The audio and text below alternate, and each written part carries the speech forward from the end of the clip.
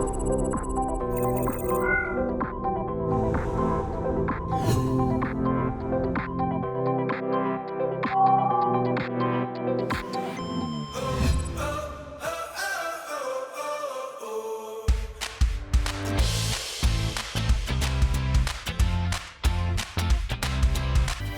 purpose of the learning trip was twofold.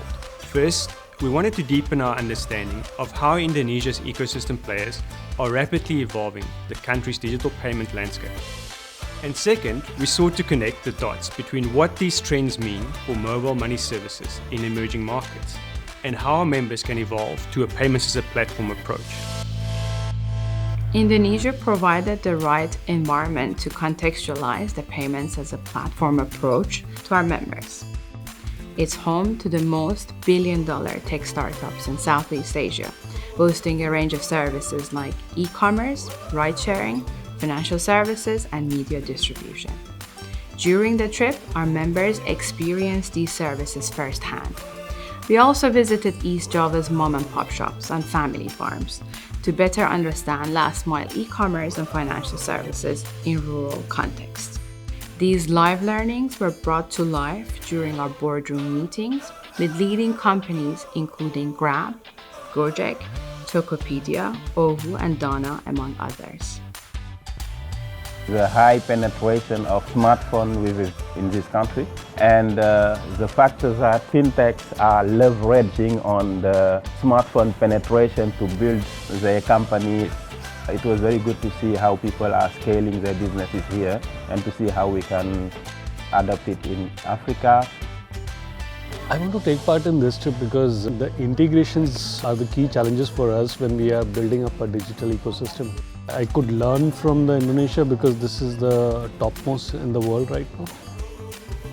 Don't shy away from coming together. If there is a technology, if a solution available in the market, reach out, collaborate. Everybody is on the e-commerce. I think that is one thing that we really need to work on and try to see what we have learned, how to approach that and get people to do merchant payments. We already have over 10 million people on remittances, but how do we actually convert these people to do merchant transactions, and how do we get merchants to accept to be paid through digital money? I think that is amazing. It is really interesting to see how Grab and Ovo, both being in the same fintech field, how they work together, and then one being a wallet operator and the other being a riding app. When P2P segment for me to take back to Malaysia and then just evaluate if there is any kind of a opportunity there. The way they have been able to understand clearly the kind of problems the customers are having and the shortcomings that the banks and the non-banks are not able to solve this problem.